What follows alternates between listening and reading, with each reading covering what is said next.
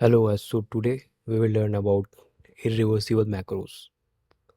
So before that, please check out our website codewme.dev. If you go to our channel's homepage, you can see this link, and when you click here, uh, our website will open, and you can get the article version of our videos as well as some contest basics. Then we have practice MCQs, where you can practice for Salesforce certification exams. And I guarantee you, if you do practice from here, you will definitely get some questions from here. And then we have online compiler. If you are learning some other language, you can definitely use this. Now let's continue with the video. So what are irreversible macros? So these macros can perform actions that cannot be undone, such as sending emails to customers, or they can perform some operations on database, such as updating a case status. These actions contains a submit action instruction that is irreversible. To create, edit, or run, user require a special app permission that is called manage macros users cannot undo. So this is a special permission that is required to run, edit, and create irreversible macros, and this is very important. Without this app permission, users cannot run or create or edit irreversible macros even if they have the required permission on macro object. So I hope the definition of irreversible macro will be clear to you. Now let's move to the practice scenario. So in this scenario, we have a service rep and who tries to call to a customer, and the call suddenly drops, and the customer do not picks the call, or maybe the call disconnects in just the starting of the call. So the service agent requires to log this call because it do not have any useful information that is being manually logged. We will use this irreversible macro to make this repetitive task more fast, and they can easily log this call. So these are the data that we need to put using macros while logging a call. So let's start. So this is the log a call button. We need this to be pressed by macro. Then we need to put the subject, and then we need to put comments, and then name. So these things we need to put. So now let's start. So first we need to click here, and then we need to click on this plus icon. Now we name it anything. We like log call, log and disconnected call.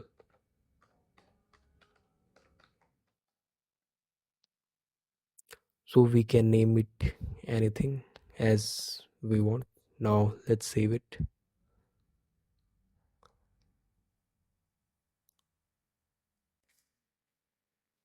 Now here is the macro. Now we need to add instruction into it. We will click on this edit instruction button.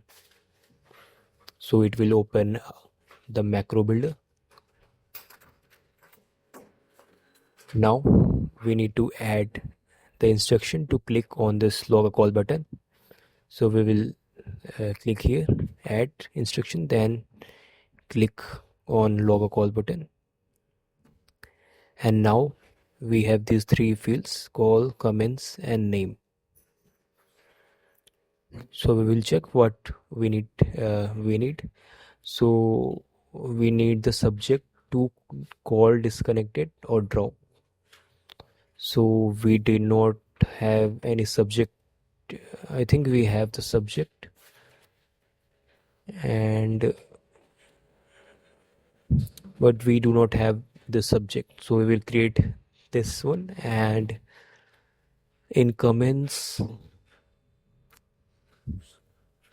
we will place this Control C and Control V. Next we have task status, so we do not have task status here. So then case status we need to put it as working.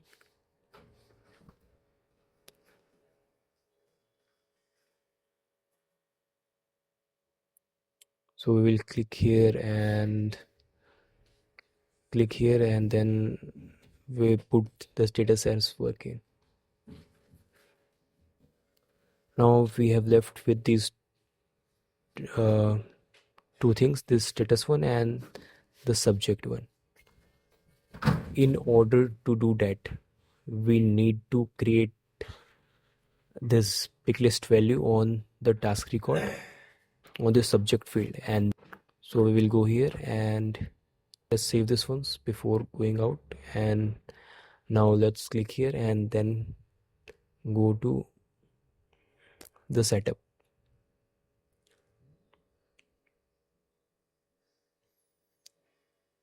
Now we are in the setup. We will go to the object manager and search for task object. Now we will click here and then we will go to fields and relationships. We will search for subject SUPJ. Now this is our pick list. Now I will click here, click on the subject, and then we will click on this new button and copy and paste this new value here. Now let's click on the save button. After that, we have this new value on our subject pick list. Now we need this task status to be present on this layout, logo called layout, but we do not have the task status. In order to add that, we will click here and click on this edit object. We can also go from here also, and after that we need to click here, buttons, links and actions. Now we need to find this log a call action. We search for log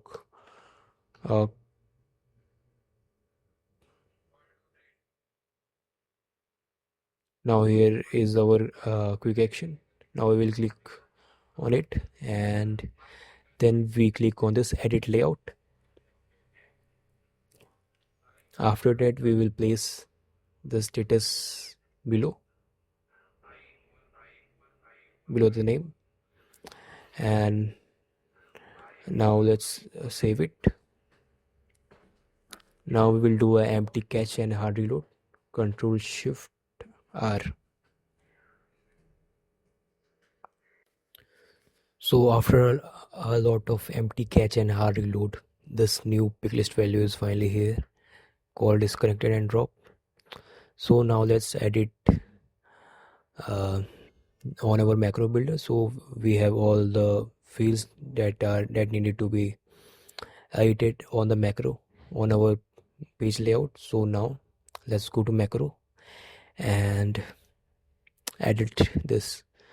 So we need to do an empty cache and hard reload here also.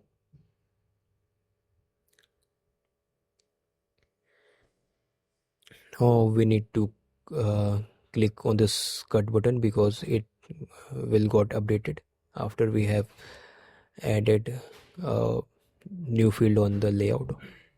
So we will close here and then we will click here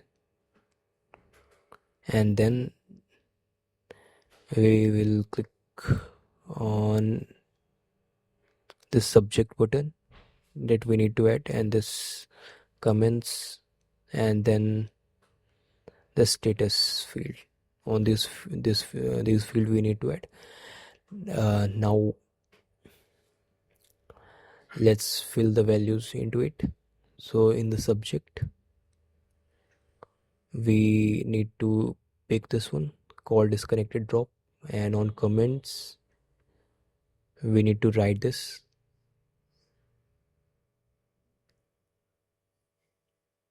We will copy this and paste there. Control C and Control V. Now we will do insert after existing text. So if there is any requirement of adding some text, add in additional to this text, the service rep can easily do that. And in the sub status we need to put completed. So we'll click here and click on this completed pick list. Now I think we have done all the things. Now the final thing is that we need to click on save button. So it will add an instruction of submit action.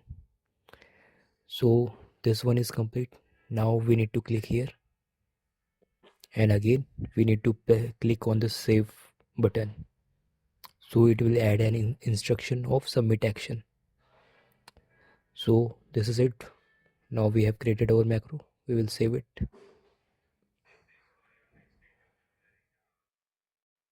Now it's saved. Now let's go to our macro. Now we will check once if everything is right. Now everything is correct. Now we will go to the case, and now I will run this macro, where I will click here and click on this macro that we have just created, log a disconnected call. Then I will click on this run button. Now the macro is running. Now our submit action is executing. Now the macro has run. We click on this done button.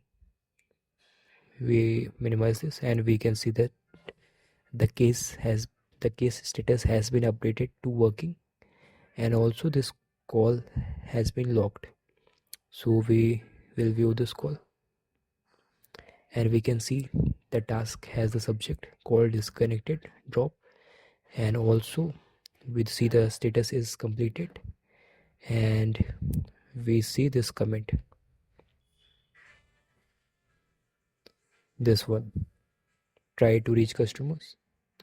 So now everything is completed, and this submit action, it is required to create this macro, irreversible macro. This is it for this scenario, practice scenario. And so the one important thing is that this permission, and we can assign this permission on profile level or by using a permission set. So I will show you how we can create a permission set with this permission. So we will click on this gear icon and go to the setup, and we will search for permission set.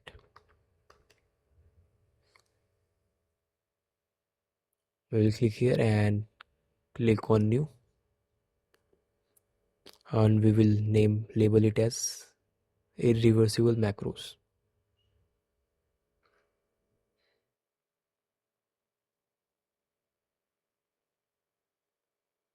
Now let's click on the save button. Now we need to go here on app permissions. Now we need to click on the edit button and Control F, write macro. So here is our permission, manage macros, users cannot undo. We'll check this and click on save. And save again. Now our permission set is ready, and if you assign this permission set to any of the users, so they will be able to create and run irreversible macros. So this is it for this video. We will meet in next video. Until then, bye bye.